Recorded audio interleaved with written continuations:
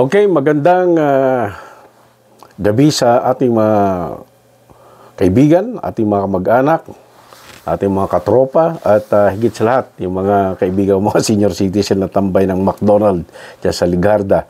Ay magandang umaga, magandang tanghali, at magandang gabi sa inyong lahat. Magandang araw ng linggo. Mga kaibigan, ngayon po ay tagal po natin hindi nagkita-kita. Nagsama-sama muli po sa ating podcast, at dito nga ay muli po ay ipopromote ko po ang aming local newspaper. Ito po ang Amyan ng Balita ngayon.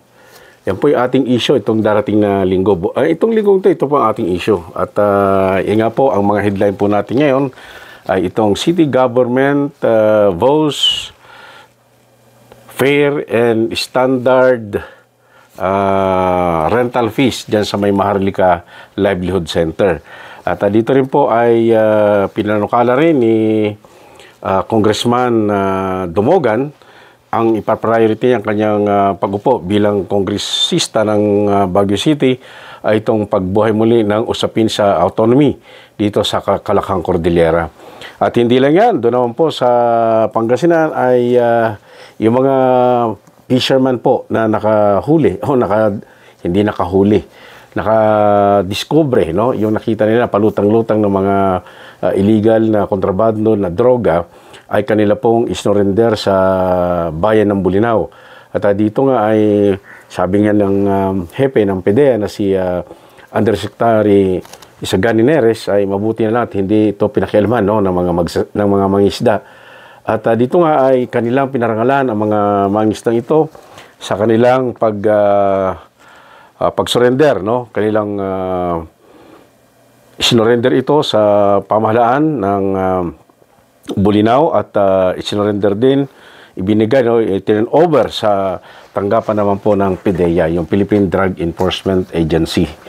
At dito nga ay itong usapin po sa Maharlika, mga kaibigan, ito po inyong mababasa ng buo, no, dito sa ating local newspaper, ang Amyan ng Balita ngayon.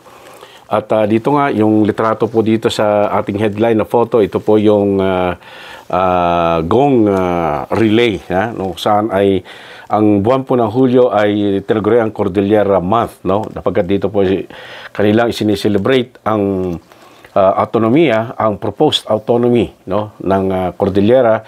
Ito po ay binubuo ng Baguio City, ng Benguet, ng Mountain Province, ng Ifugao, Abra, Kalinga at Apayao, no? Ito yung autonomy. Cordillera, sa madaling salita. Cordillera, sa ngayon po ito ay isang administrative region po ang Cordillera. At ito nga ay after ilang taon na ba, no? 37 years o ganong taon na no? Mula po nung nagkaroon po ng plebisito, nakadalawang plebisito na po ang autonomiya, subalit hindi pa napagkakaisa ang mga tribo dito sa Cordillera. Yan po ay muli pong bubuksan sa Kongreso ni Congressman Mauricio Dumogan upang ito ay magkaroon ng katuparan ang pagkakaroon ng autonomiya sa rehiyon ng Cordillera.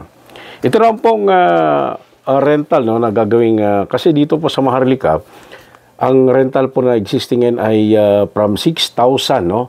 6,000 to 28,000, depende po siguro sa laki at kung saan ka nakapwesto, kung sa first floor, sa second floor, third floor, fourth floor, depende po yan kasi habang sabi nga nila pagka nasa ground floor ka, medyo mahal ang upa. Pag nasa second floor ka, ganun po, pataas ng pababa. Habang papatas po yung floor, bumababa po yung rental ng office. At yan po ay kanilang pinag-usapan sa pamumuno ni Mayor Benji Magalong at ni